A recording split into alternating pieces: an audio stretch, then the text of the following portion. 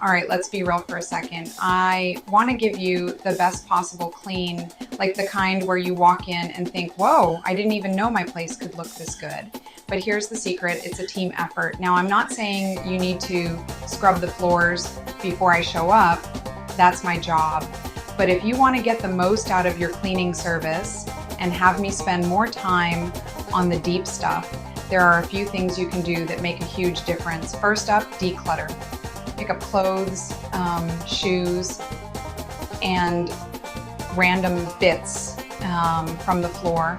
I promise, it's not about being fancy. When the floors are clear, I can actually get to every corner and make it sparkle. Next, empty your trash cans. Sounds tiny, but it means I can focus on the real grime instead of just swapping out liners. If you've got small furniture or knickknacks that are easy to move, shifting them out of the way helps me get under and behind so no dust bunny survives.